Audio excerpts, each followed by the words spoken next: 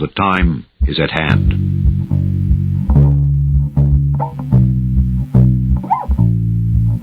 The elusive dog-like creature attacks livestock, bleeding them dry of blood. 8 to 10 feet tall, shadowy aliens. But I am telling you right now, we need a great reset. And this is extremely dangerous to our democracy. Babylon the Great is fallen, is fallen.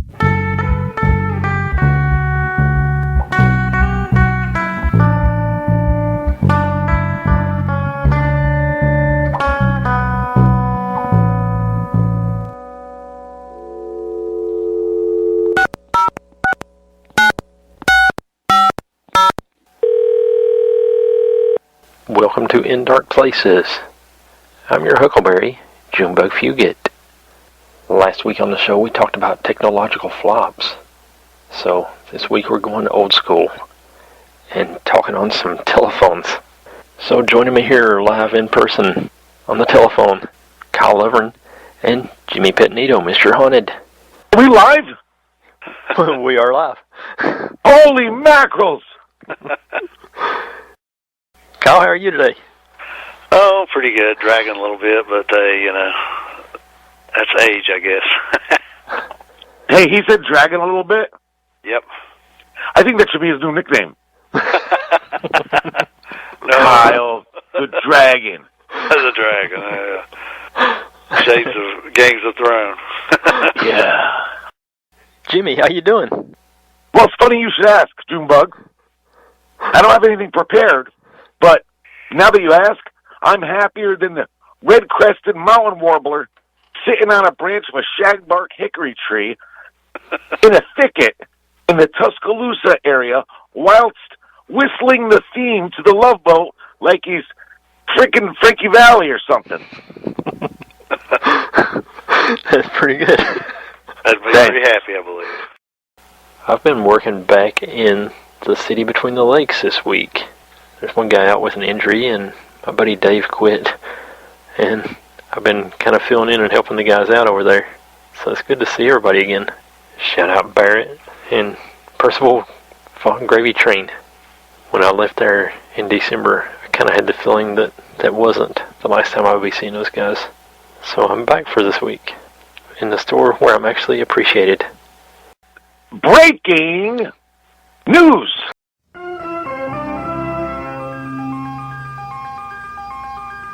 We have news. Have you heard about this one? It just happened recently. Woman accused of wheeling dead man into bank to sign for loan.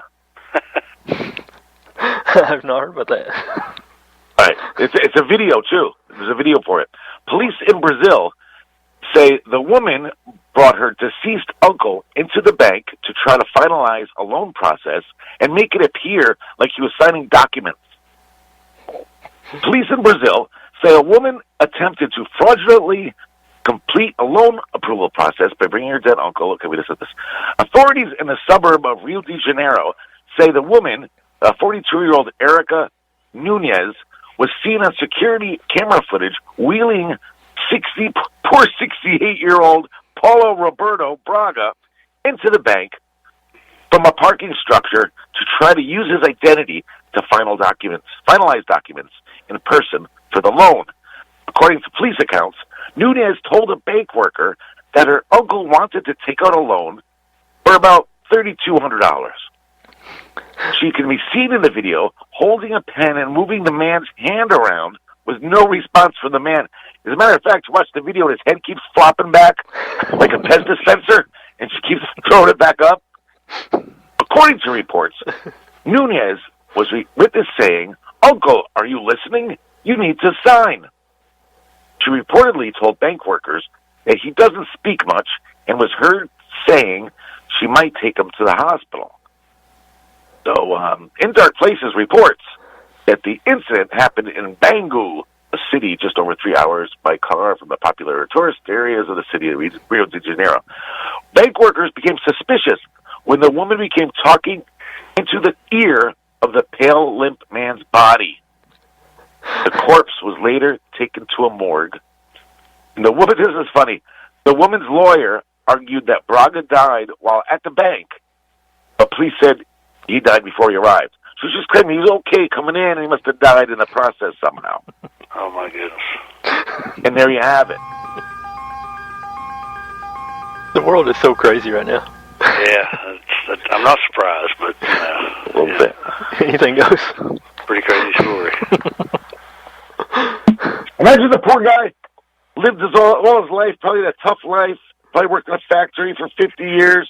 He finally dies in a piece, and his freaking niece is wheeling him into the bank to sign for a loan. Co-signing for a loan that he'll never know about. His little corpse hand. Poor thing. All right, Kyle, I don't know if you're familiar with this. Okay. This is called Scary Movie Celebrity Birthdays. Oh, okay. And this is a celebrity that was in a scary movie that has an upcoming birthday, and you can guess how old he's going to be.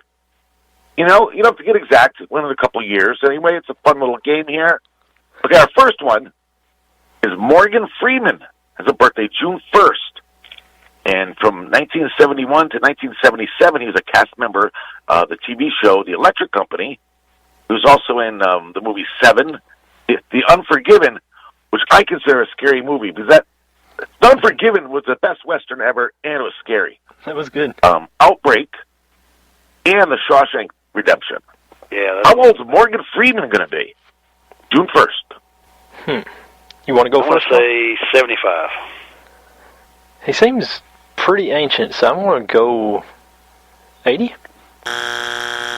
87! 87? Wow. Holy crap. I was way off. Wow. How about this fella? He celebrates a birthday June 2nd. Let's see if you can guess who he is.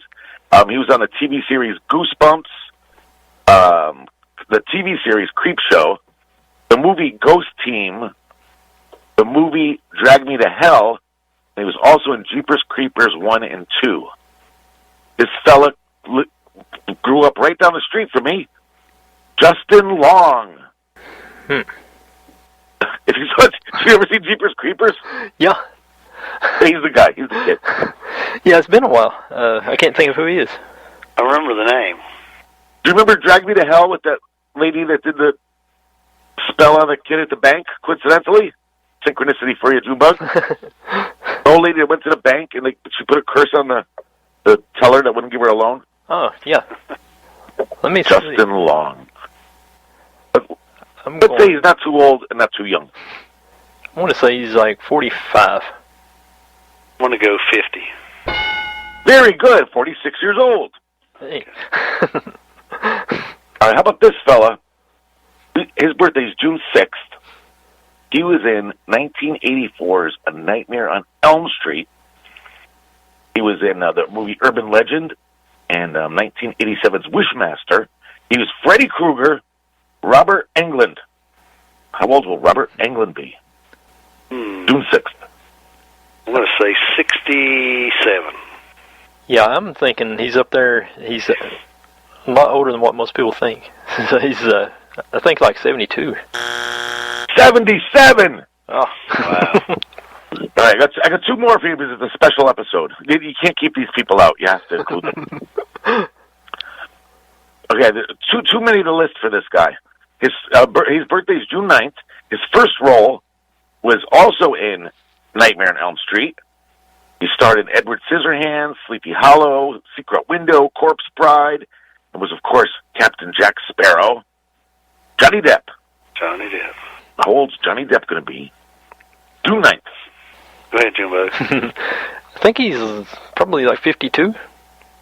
I'm going to say 55. 61! Oh, wow. I was closer. Wow.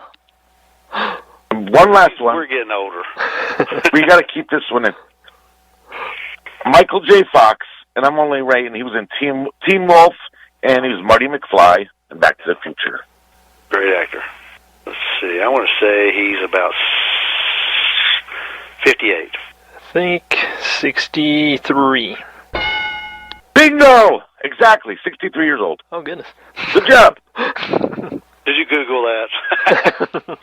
and that was the first Scary Movie Celebrity Birthdays. Woo. This week on the show, we're talking about UFOs on the phone. You know what's weird, fellas? That, like, I like the ghost stuff, whatever, but I've had way more than my fair share of UFO sightings. Way more. It's crazy how that works, isn't it? Yeah. Yeah. What's been going on, Kyle? Well, let me tell you a little story that I'll share with you guys. I can't give a name because I promised I wouldn't. But about a week and a half ago, this lady shared a story with me. She had one doctor's appointment for a specialist, and then she was having a problem with her foot. Said her bottom of her foot was sore, so she also made an appointment with a podiatrist, and he started looking at her foot, and at first he said, it looks like it's an inflamed sweat gland or something. So he gets the scalpel and starts trying to clean it out, scrape it a little bit, and then he gets a little deeper, and he says, I see something in there. And he gets a little deeper, and he says, I don't know what this is, and he popped out a little object, a little black object, and it popped in the floor. And when they went to get it, it wasn't there anymore. It's like it disintegrated. And this person has had UFO sightings in the past, so she's thinking there was an alien implant. Of course, this reminds me of the late Roger Lear, who was a podiatrist, who said he took out several alien implants, foreign objects out of people around their ankles or their feet. And I just thought it was a pretty interesting story. And this person, I know them well. They would not make it up. They wouldn't lie. And what was weird is she was going to get it and put it in a little glass bottle or whatever and bring it, and it was going to show me, but they couldn't find it once he popped it out. And they looked on the floor and they couldn't find it anymore. It's just like it disappeared, disintegrated, like it when it came out of the muscle tissue that he dug it out. So it's a pretty crazy story. Did she have any other symptoms other than the foot pain to go along with that? Just the foot pain. It's crazy. There's actually, we have a story in the book that, do you remember Heather Wade that filled in for Art Bell? Yeah. Uh-huh. She had, one night, she went out, like, she couldn't sleep. She was out walking around her apartment complex, whatever. And she saw, what she said was, she thought it was a UFO in the sky, but it was like almost dancing around, like almost like saying, look at me, doing figure eights and, right, doing weird stuff. And then she started getting a bad headache. She's like, this is really weird, whatever. So she said, they said like it was like a migraine. And then she went back into her house, and all of a sudden she's getting really, there's more to the story I'm forgetting, but she went to the house, and she said, I got really itchy on my forearm. And she goes, I'm itching at it. I said, there's something in my forearm. Just keep scraping at it. And she said, dig in there. There's a little tiny, like metal, tiny, like a piece of rice, she said, like a grain of rice. Yeah. And only after that fell out, which was it fell into the carpet, so that my migraine went away instantly. Wow. And I said, what did you do with the thing? And she said, I vacuumed it up and threw it in the dumpster at work. Oh, she should have kept it and put it in. We need that thing. Exactly, so they could examine it. But she said it got rid of her tremendous pain, so she wanted to get rid of it. But, yeah. Wow. I think there's probably a lot more people that have had similar experiences that had implants and like you said, maybe had some residual health effects relating to that, maybe headaches or whatever, nausea. Yeah. So far, I've not found any kind of weird objects in my body. That you know of. Maybe you just haven't been abducted to it. If you keep trying, it's going to happen. They definitely know about you, I'm sure. I told you about the weird driving experience there. Tell us the story you shared with me a week or so ago. I was driving with Brandon. We were going over to get some groceries, and something just came charging at the vehicle from the side, just out of view of my headlights. I couldn't see what it was, but I saw out of the corner of my eye something was coming right at me. And I saw something that kind of looked squarish, just coming right toward my door. And then it made impact with my back fender and made a pretty good little crash. The car shook and everything, and Brandon's freaking out. What was that? And I was like, hey, it's probably a deer. I'm mad. I don't want to look at the damage. So we just went on to the store, and I looked once we got there, and there was a little scratch on the door, and the rim was just mangled like something got hung in it or something and just shredded the rim.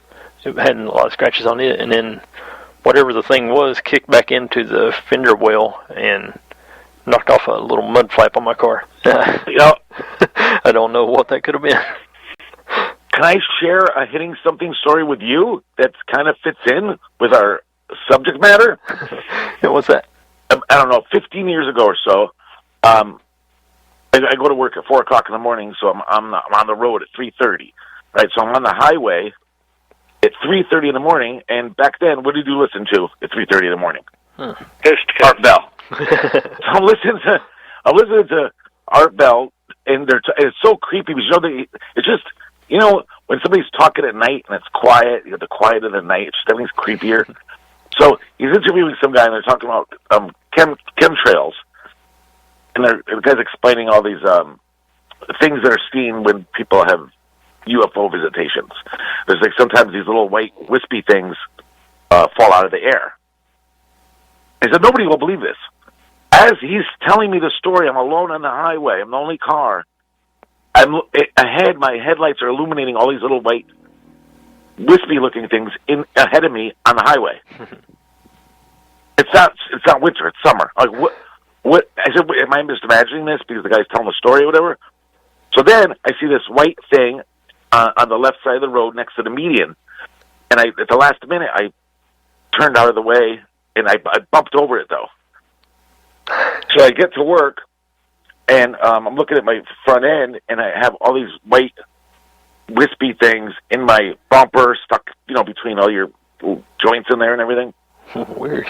And he's like, what happened? I told him, I said, I'm listening to this thing about chemtrails. And I said, I don't know. I said, I hit some white thing in the road. I don't know what it was. And then they told me there was an alpaca farm right next to that exit. So I think an alpaca got loose. I think he was already dead by the time I got there. I just kind of bumped over him. He was already in the road. But that was the chemtrails. Thank you. I wasn't expecting that. See, you didn't expect that story. No. We get a lot of chemtrails down in this neck of the woods, it seems like. Yeah, every day, ain't it? I see a lot of them. For whatever they are. It's definitely something. There's something out there. There's something to it, whether it's weather-related or whatever. There's definitely something to the chemtrails. There was one day at work, I was going out on lunch, and the top of my vehicle had all kinds of little white wispy things on it. Kind of looked like silly string. Yeah. Just like basic, like little thin spider webs, maybe not quite as thick as silly string. It's kind of like a thicker version of a spider web, and it was weird. I've heard that referred to as angel hair. People have seen it floating down and landed on, their lawn or on their vehicle, like you said. It's strange. I've not heard it called angel hair before. That's pretty neat. Yeah. Google that and you'll see. There's been a lot of. It's just a name people have given it, but no, who knows what it is. I was telling Kyle that right before we started recording, everybody in the neighborhood decided to start cutting grass, and now there's a kid riding up down the road just nonstop on a motorcycle. I'm telling you, it's the Truman Show in real life. Because all week long, it's quiet as a church over here, and I got to make an important phone call at 3 o'clock, and all of a sudden the neighbors go, hey, he's making a call at 3 o'clock. Bring out the leaf blowers and lawnmowers. Yeah. Like, it's planned, Junebug. You know that. Never fails. Yeah. I was trying to think of something to talk about, Junebug, for our show, and I remembered this story that I told you related to you somewhat, too. Of course, I've had some UFO sightings. The first one I can remember when I was a youngster growing up in Nolan, where you're familiar with because some of your family grew up close to where I lived. And it was in the summer, and, we saw my parents and my sister. We were outside in the summer, and we saw a triangular-shaped object. Ooh. And it was each corner was glowing. They was coming. We were right on the border, so we're on the border of West Virginia and Kentucky, where we live. So I remember that. Well, I was being interviewed on a radio show after I did one of my books, and I was referring back to 2 or 3 of my sightings, and that one was one that I talked about and a little more in depth. And that next day, I got this email out of nowhere, and it was from somebody that didn't have a name or anything. Said, maybe this was your sighting, and it was a file of Project Blue Book around the same time and date that same summer, and it seemed similar, the description on that file of that Project Blue Book. So evidently other people had seen that same UFO at that time. So you're talking, this is in the 60s. Well, I got that email. I remember forwarding it to Junebug, and I said, look at this, we both talked about it. So I tried to keep that email, and I wanted to save it, and I guess I went back to refer to it a few weeks later, and it was gone. The email had just disappeared. So I got a hold of Junebug. I said, do you still have that? I forwarded it to you. Maybe you've got it. And he said it disappeared from his email files, too. It's like somebody just went in, and whether it's the government or whoever, and they removed it. Somebody wasn't supposed to send that to me, I don't think, and I just thought that was a weird story. And I remembered that the other day, so thought I'd share that with their listeners. It's not in my email anywhere. I save every single email. He saves everything, and it's not in mine either. So I don't know. I think I even meant to print it out, but I didn't because it was gone by the time I went to do that. So yeah. I could fill up a hard drive with all the emails and stuff that I have. Just anybody that I've ever had contact with in my life, I save every email for some weird reason. And look through Kyle's emails, and it is nowhere to be found there. What do you think about that? Junebug, I don't know about crazy. I was telling you before the show, or both of you guys, because I'm old, I forget. I was saying that people like do UFO research for a lifetime, like that's their thing. Yeah. It's like I had 3 major UFO things that are right over my head in my life, and then I found out last summer, that my neighbor that we had growing up told my mom. She said, "Hey, do you remember the UFO that came over our house?" My mom said, "No." I said, "It was 1982 or 83." And she said, "What happened?" So this lady's not into paranormal at all, nothing. She said we were at home, and it was getting dark. They were watching TV, and the whole house lit up. So they said it had to be coming from outside. So they went outside, and this boomerang-type shaped black thing was over. There's a big tree that's on our property line with theirs. Mm-hmm. This was this thing. I think she said 7 or 8 minutes. She said the thing it was immense. It had pink lights on the edges of it, and it sat there for 7 or 8 minutes, just sitting over our houses. And then it flew, like, we have Sleeping Giant Mountain, which is a few miles away from our house, but it zoomed off to Sleeping Giant Mountain and went over it. Now, she didn't even know about this. I had to tell her about that. Wow. Between the years, what is it, like 82 and 86, whatever, the Hudson Valley thing? Yeah. That thing was right over my house for minutes, and we didn't even know it. Wow.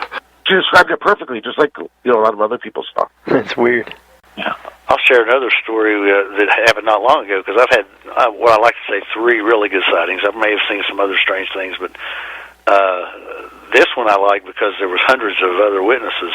I was working at the newspaper here at the time, and I went out for a late lunch, and I come back in, and a couple of the other reporters said, "Hey, where you been?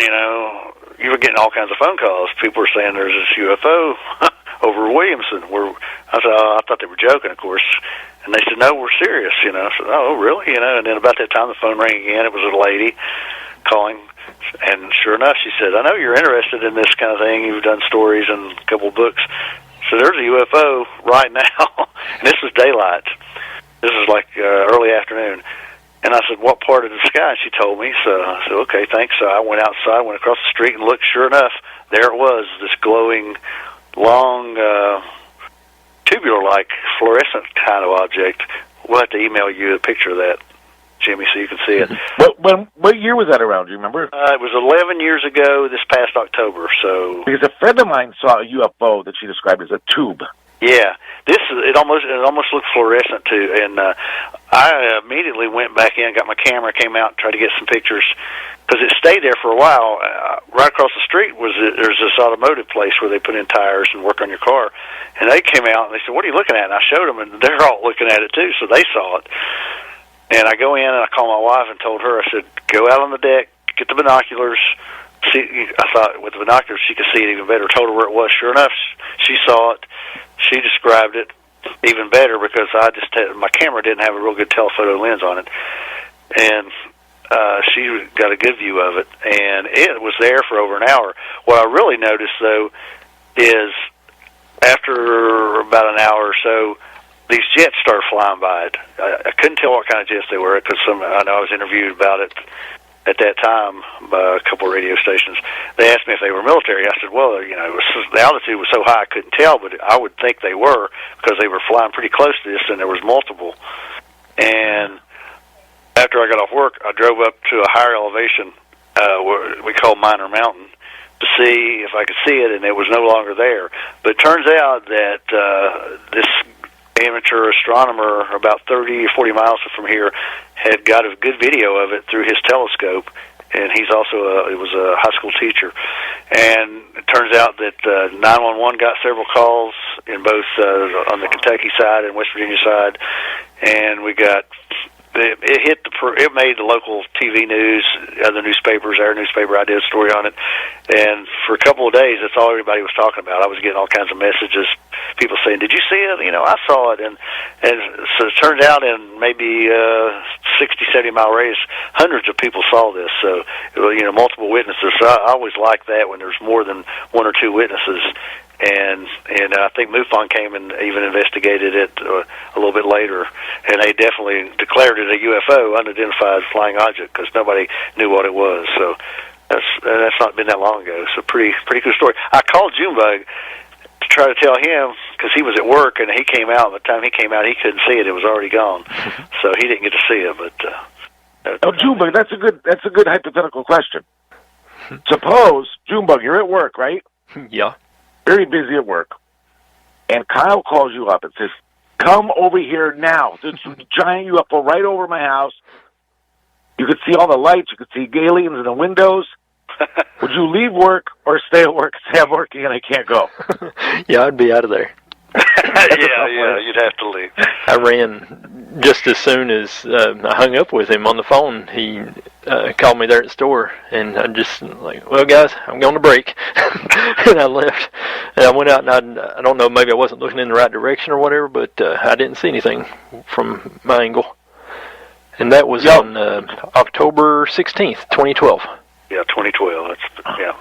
Oh, funny you're talking about Joe. You were talking about Joe or Tracy earlier. Oh, yeah. And like I said, I mostly did the ghost thing growing up. But one of my UFO experiences was, you could look it up, whatever year Kolchak the Night Stalker was on, that's the year I saw this thing. My mother was driving across mid-70s or something. So my mother was driving over this bridge, and there's water, I don't know, 100 feet below. And I was in the passenger seat. And I look out the window, and equal to me, which is, at least 100 feet in the air, over the water, and I never talked about this growing up to anybody because I never heard of it before. But when I was on Joe and Tracy's show, they talked about UFOs and stuff, I felt comfortable enough telling them off air. I said, "Listen, guys," I said, "I had this weird thing, and I never heard of it before, so I didn't want to tell it." But anyways, so this thing was after explaining it to them, they said, "Oh yeah, the spiked UFO. That's common. Like I never heard of that before, so I never told anybody." But it was a silver sphere, about 50 feet in diameter, with spikes coming off of it, like very symmetrical, like every so often, and then it had a red, like a red light at every other one, at the tip of every other one. And it was doing these weird patterns up in the air, but across the water. It was 50 feet, big.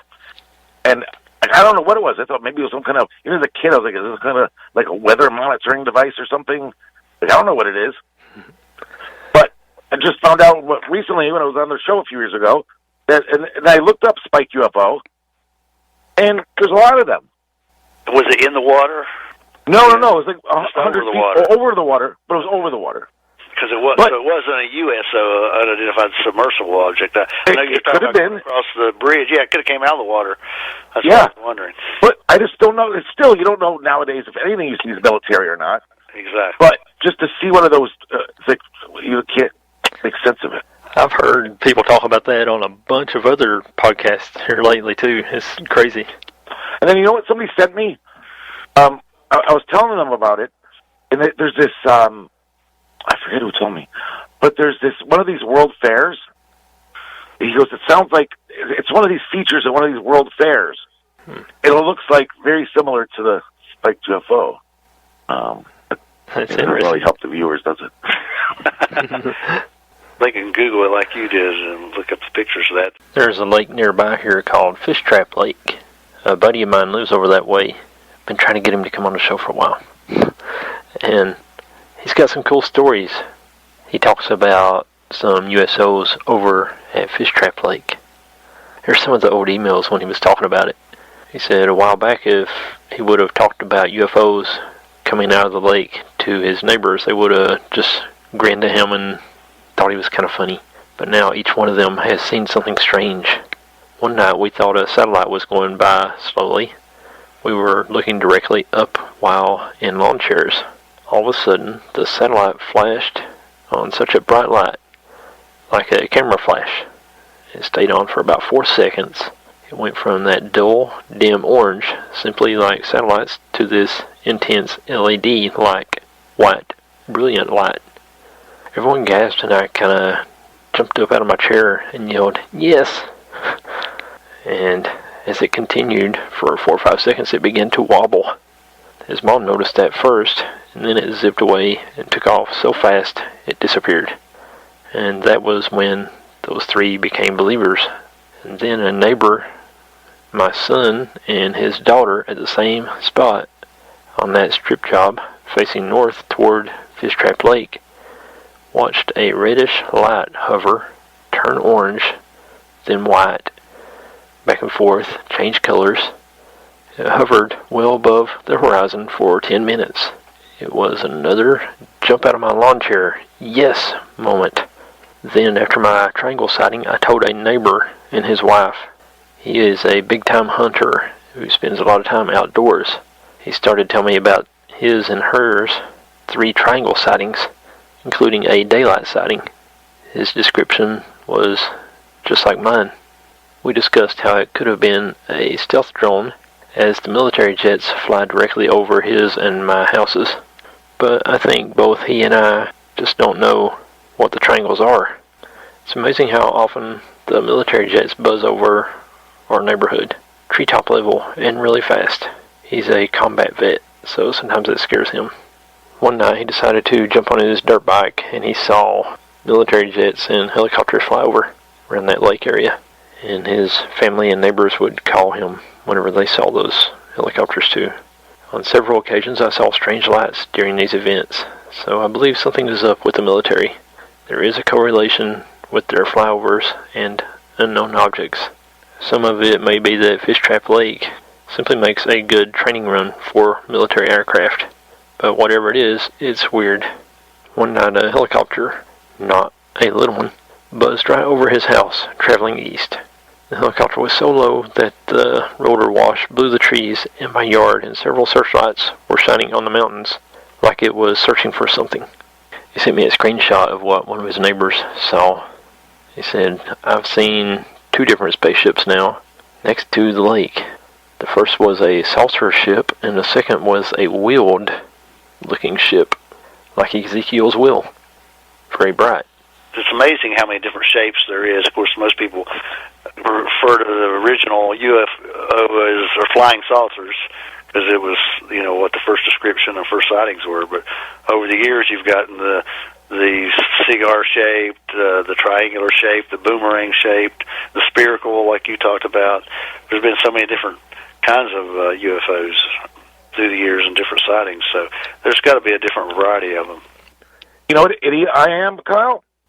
When this is okay, I figured this out. I think it was 7980. Is again, my dad's driving along. It's a 4-lane highway, very busy road, and of course, there's no cameras back then. Nobody had them in their pockets, and it was during the day. And my sister was in the back seat. Me and my sister and my dad were in the car, and we're driving, and we're looking ahead, and every single car ahead is pulled to the side of the road. Like there's an accident or something. There's no accident, and everybody's just pulled over. So now we start slowing down, and like, what's going on here? He pulls over. Everybody's looking up in the air. And right over our heads, they only can explain it as it was like a football field in the air. Yeah. And I was mad, because as a kid, I always want to see a flying saucer. All my books were like, oh, either they're saucer or cigar shaped. I'm like, oh man, I don't want to see a cigar shaped one. I was mad, but it was like it had to be 100 feet long, and it had the lights at the end of Close Encounters of the Third Kind. Those are like beautiful lights that are like, oh. Yeah. It was like that. Like I couldn't reproduce it because it was just they weren't symmetrical. There was just random beautiful colors on the thing. And there's no sound, and it cruised over the treetops, like everybody tells, right over the treetops, right over our heads in pure daylight, and it cruised, I don't know, half a mile or whatever, everybody's watching it, and then it just turned on a dime and took off left, like into the sky. So my dad called the police department, like they're gonna know. What do you do, you know? Yeah. And he slams the phone down and says, no, they told me it was a blimp. I got mad. Yeah, of course they always say it's a blimp or swamp gas or something. That's the funniest one, because when people in the older days used to give you a explanation, you just accepted it. Yeah. And now you're like older, you're like, no, that's not what it was. Exactly. You mentioned the mid-'70s. One of my other sightings, I was in high school in the mid-'70s there, and you probably remember this. There was a wave of sightings all across the eastern United States in the late summer, early fall. There, I think 73, going into 74. People were seeing them left and right. It was actually making some national news back then. And, of course, I was interested in it ever since I'd had my other sighting. And I was out in my neighbor's yard shooting basketball with a friend, and you know, I'm always looking up, and sure enough, we saw one, like you said. It was small. It almost looked like it was maybe like what we would call now a drone or a probe with multicolored lights, and it flew right over us. We lived right between two big hills, and it was treetop level, and you could see it so clear. And we yelled for his mom to come out, and she came out and saw it too. So we had, multiple witnesses there. At least I know we saw it, all three of us. So I'm sure other people had to see it if anybody had been looking at all. And the next mountain right over from that is where I saw my recent triangle sighting. It's a bit of a hot spot there in Nolan, West Virginia. It's funny, there's certain times of during history that people have had multiple sightings, and the 70s seem to be a big time. You know what's really strange? It sounds like the ones you've seen and I've seen. It wasn't like, people say, there was this light in the sky and it wasn't moving naturally. It couldn't have been a planet because it's moving, or it was zigzagged or whatever. It's like this was a big giant craft right over our heads. If any of us had cameras or videos, it would be the most amazing video ever captured in the world. Nobody would even believe it. Yeah. How come all this stuff happened before everybody had cameras? Yeah, I know. Do they know we didn't have cameras? I think that they can clone themselves so they can hide. If they don't want to be seen, I think that's very possible. It's sad because now people do have cameras, and 9 times out of 10, if they actually remember to record anything, people just dog them and say that it was a fake. Oh no, that's CGI. So many people say, I was so amazed and I was so entranced looking at it, I forgot to video it or I forgot to take a picture, because, they just want to keep looking at it. They don't, Junebug, I'm sure I told you about this, but are you guys familiar with green-colored UFOs? No.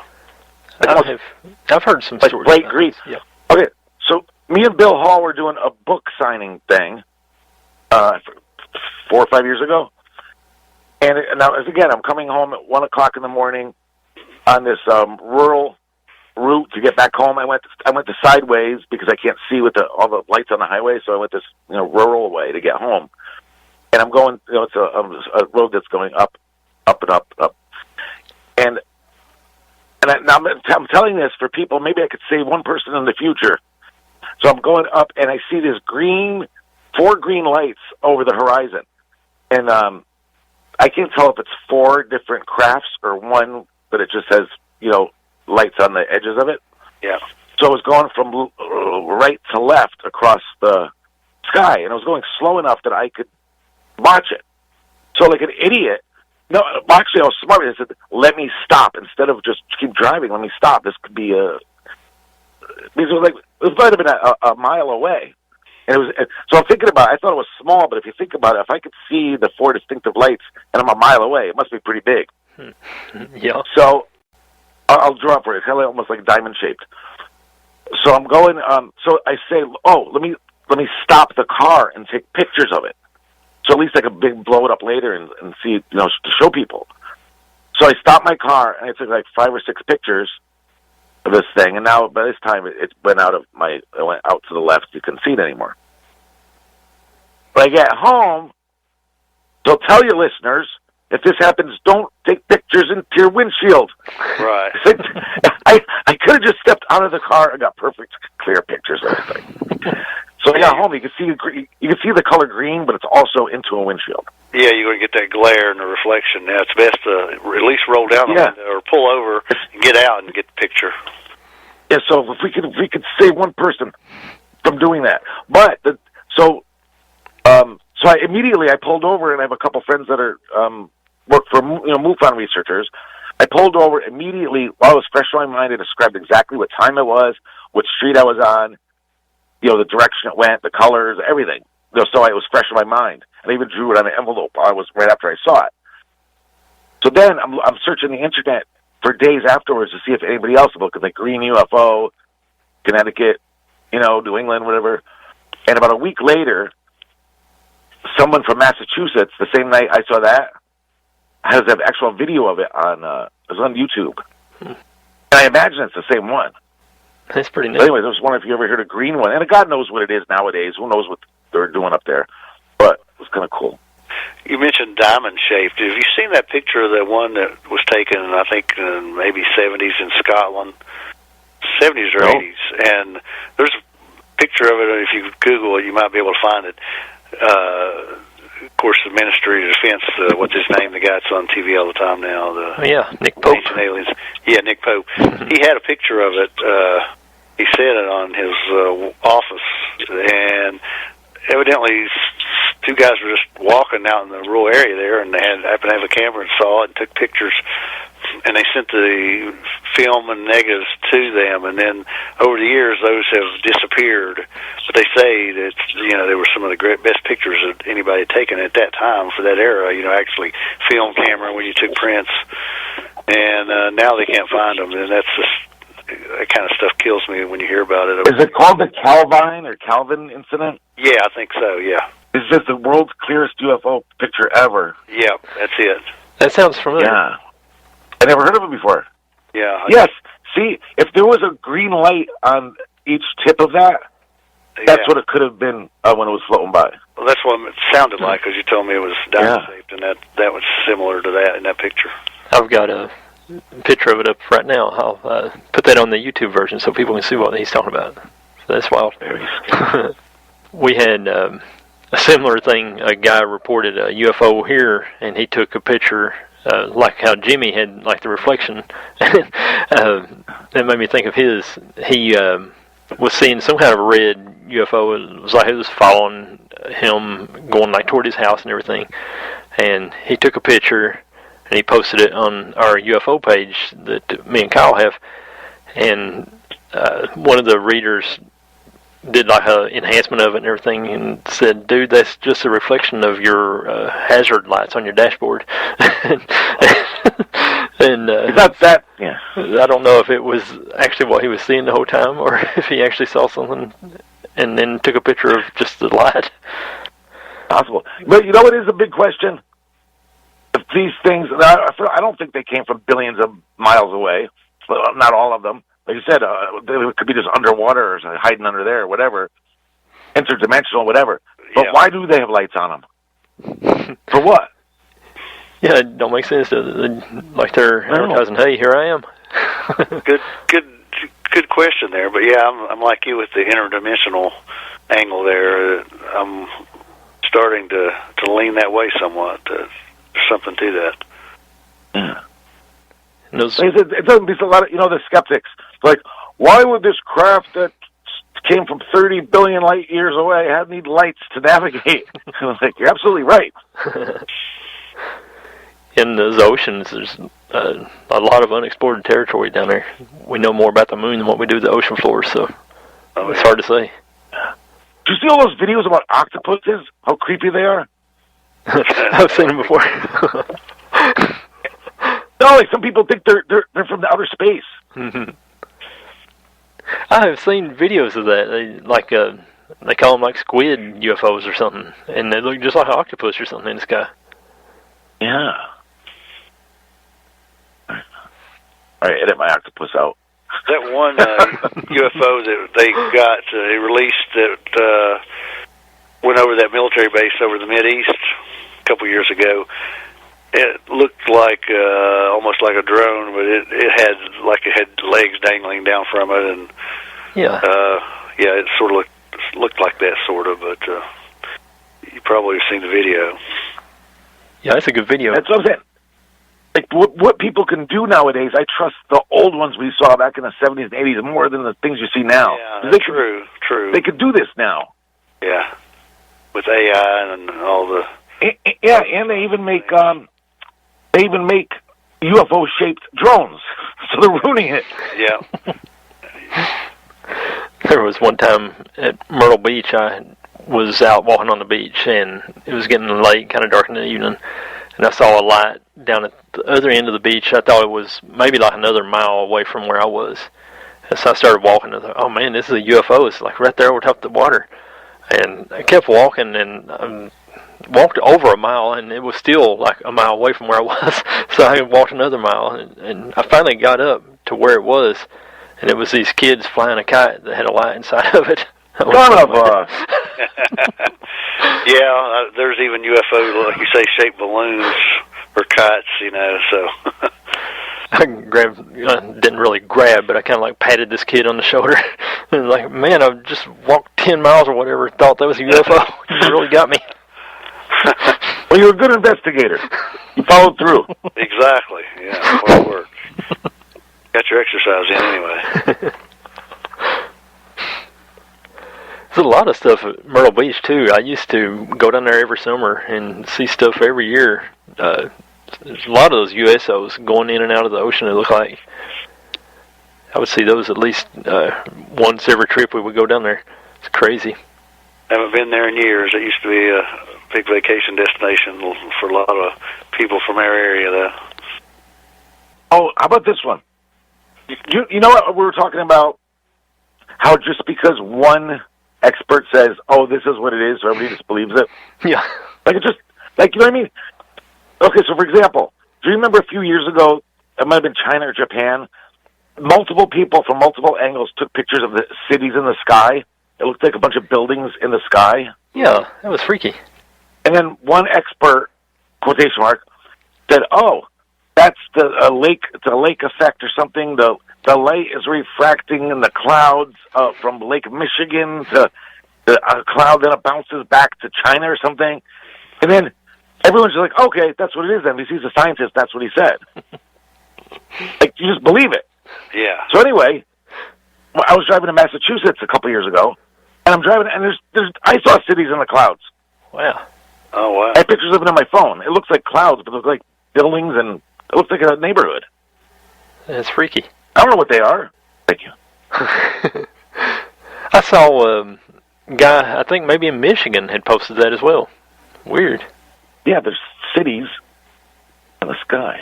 I'm sure it's just some kind of weird government thing they're doing. Yeah. Like you said, they'll come up with an excuse and people just accept it. But yeah. some of their explanations just don't add up. That's for sure. If you just type in cities in the sky, they pop right up. China's newest floating city is no mirage. I'll do that. It's like multiple people. It's like everybody in that area were taking pictures of multiple angles. It was there, and it's like one person will explain it away. That's what bothers me. You just give up. Yeah, they always do that. Just try to ruin it for everybody. No, I do think there's more people believe now, or more people will share their stories than they used to. People didn't want to say anything because of how people reacted, but the times have changed over the years. Hey, remember that guy that coordinated, I forgot what he labeled it, but it was like something like a march to Area 51 on a certain day? Oh, yeah. And the Facebook page got millions of followers? Yeah. And they made little memes, let's go meet those aliens. And apparently they all got stopped before they got there. That was funny. Yeah. Thank you. Did you ever start thinking really weird in you're at work or something? And it's like, I wonder if I'm the only person in this world, and all these people there's created for me. Nobody really exists. There's actors in my play or whatever. I have seen that, the non-playable characters or whatever in games that's a simulation and stuff. And there was one day at work, I was coming out with our little meat basket thing that we bring the meat out with, and I swear I was just going toward the door, and as I started out, everybody in the whole grocery store were just standing there. Nobody was moving. And then as soon as it was a glitch. As soon as I walked out the door, it just everybody's talking and laughing amongst each other and everything. I'm like, now wait a minute. You know what, guys? We are woefully out of time. That's all of UFOs on the telephone. Yeah, we'll catch you later. Good talking to you. All right. Have a good day, Junebug. Yep. Thanks as always, Kyle Lovren, Jimmy Petnito, and thank you for listening. We'll see you again right here next week. God bless you.